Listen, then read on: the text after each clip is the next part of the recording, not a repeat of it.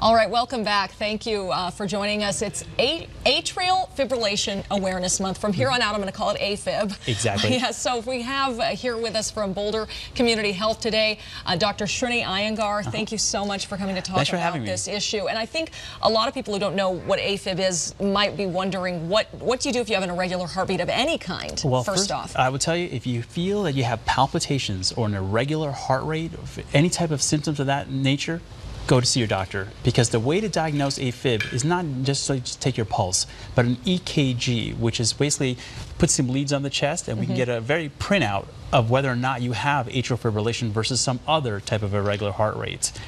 I see. So how do you know? I mean, what defines AFib then? Well, AFib itself is basically where the heart doesn't kind of speak to each other in normal patterns. Normally, the heart should basically be from the top to the bottom. But in AFib, the top of the heart actually doesn't really contract. So the bottom of the heart contracts irregularly.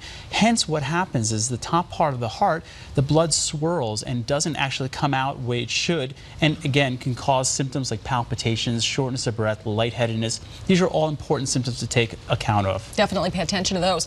If you are diagnosed with AFib, then what happens from that point on? Because this can increase the risk of some serious diseases. Definitely. In atrial fibrillation, not only the symptoms that I just mentioned, but stroke. That is the big one that we really get concerned about. Now, if the symptoms of AFib are problematic, if you're really getting these symptoms, your doctor can prescribe medications or do something called a cardioversion, where we give you some electricity. You know, it sounds dramatic, but patients usually don't feel anything, to get you back to normal rhythm. But there's a second part of this that's a real big issue, and the stroke issue is what we just mentioned. Because of that blood swirling in the top part of the heart, oftentimes blood can get thick and become a clot, and that can result in the blood going, or the clot going to the brain, causing a stroke. So people who have atrial fibrillation or AFib oftentimes have to take blood thinning medications. The problem is a lot of people don't like taking blood thinning medications, or can't, because they've had bleeding issues from other reasons.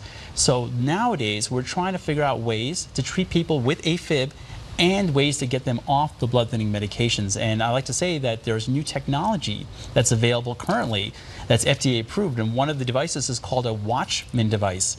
It's a device that we can actually place in the heart to take patients off the blood thinning medication and reduce the risk of stroke. Well, these are some exciting developments, so be sure to check in with Boulder Community Health if you want more information on this.